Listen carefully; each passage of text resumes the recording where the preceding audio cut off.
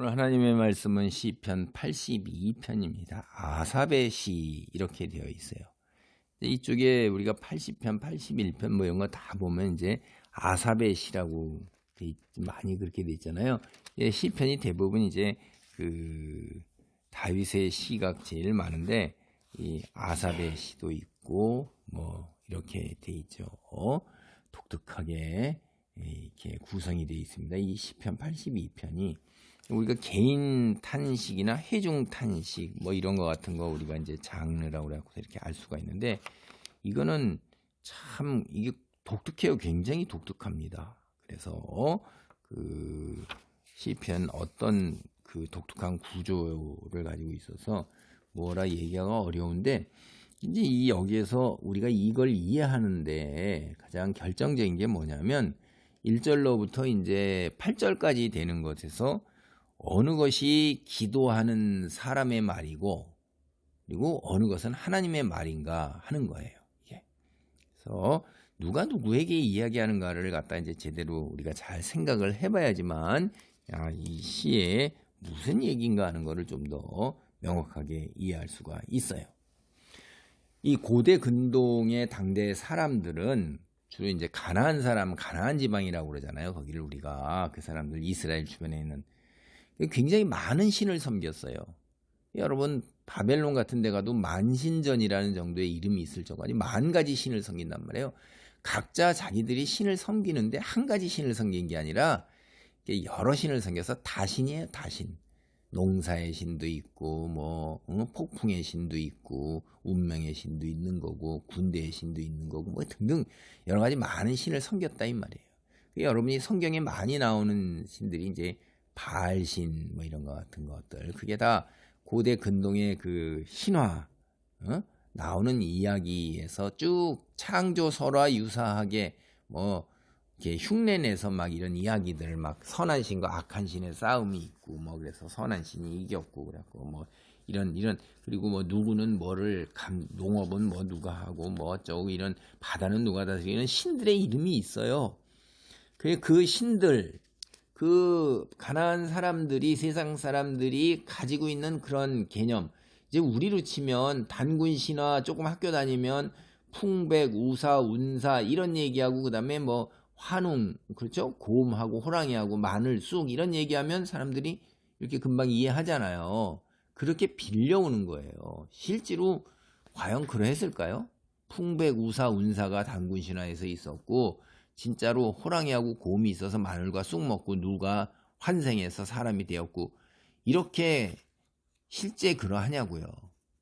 근데 이거를 실존하는 신으로 세상 사람들은 믿는다 이 말이에요. 그래서 오늘날도 무당을 찾아가고 점치는 사람 찾아가고 뭐 이렇게 해서 귀신 쫓아내고 뭐 이러는 것 같은 거는 실제로 귀신이 있다고 믿기 때문에 그 다음에 그 점쟁이가 앞니를 내다본다고 믿기 때문에 그렇게 가고 그러는 거잖아요.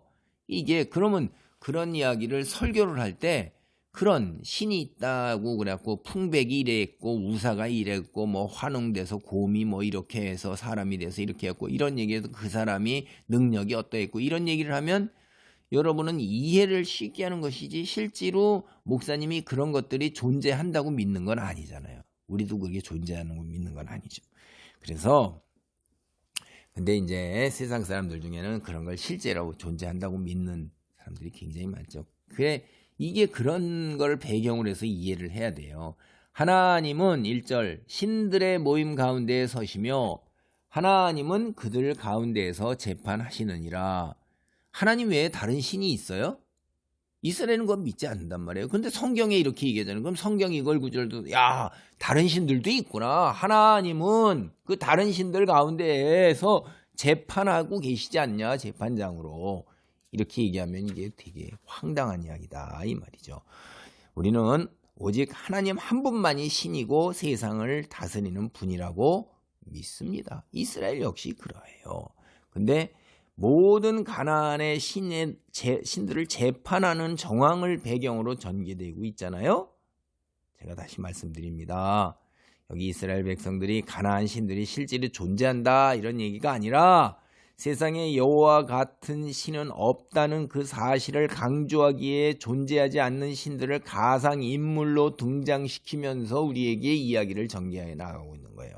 가나안 시들은 반면교사예요. 반면교사. 알겠습니까? 네. 여기에 이제 제가 앞에서도 말씀드렸어요.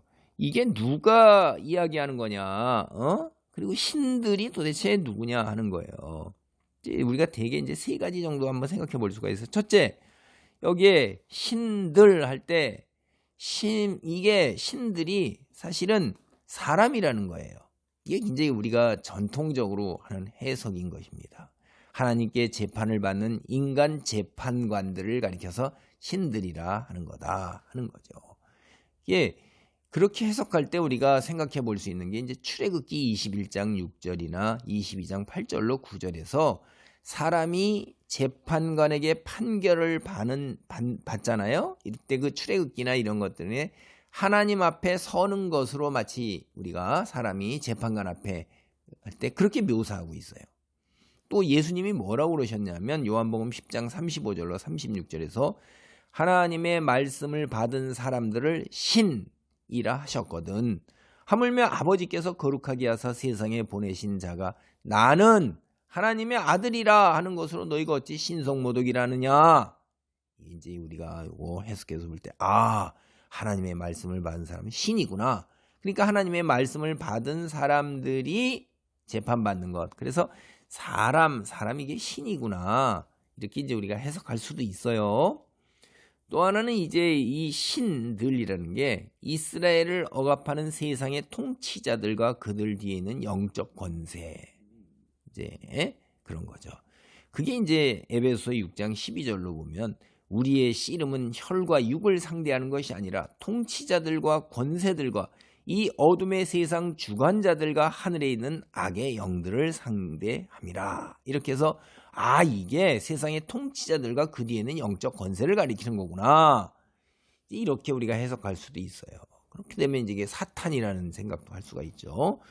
또 하나 이제 우리가 흔하게 생각하는 건 이제 이렇게 이방인이 숭배하는 신들, 가나안 신들. 제가 처음 서두부터 얘기했던 거죠. 단군 신화까지 이끌어가면서 얘기한 그런 세상 사람들이 믿는 그런 신이라 이 말이에요.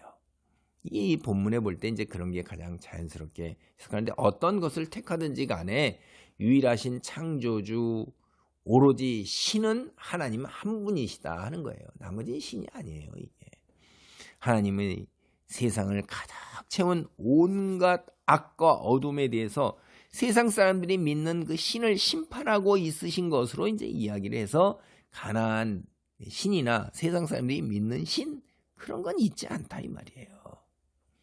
여기 이야기를 보면 하나님께서 신들의 모임을 소집을 하는 거예요.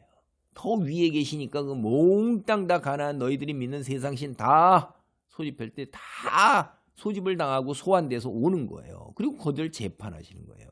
이게 이제 또 이제 가나안 신화 이런 걸 배경으로 하는 걸로 이제 할 때 가나안 신화에서 이때 사람들이 제일 믿는 신의 우두머리가 가장 힘센 신이 엘이라고 불려요. 하나님이 엘의 역할을 대신해서 심판한다. 이제 이렇게 얘기하는데 그렇게는 아니고요. 제가 다시 말씀드리지만 여기에서 하나님을 믿지 않는 가나안 사람들, 세상 사람들이 익숙해져 있는 이미지를 사용해서 하나님만이 신이시다. 가나안 모든 신들 중에 뛰어나신 분이시고 그들을 다 불러 모아서 소환해서 재판할 수 있는 재판장이시다. 권세와 능력에서 하나님 같은 분은 세상 그 어디에도 없다. 하늘에도 없다. 절대 너희 세상 너희가 믿는 그 가나안 신, 이방 신 그런 거에 현혹되지 말고 그들을 심판하시고 그들 위에 자정하신 유일하신 하나님만을 믿고 섬기라 이런 뜻이에요.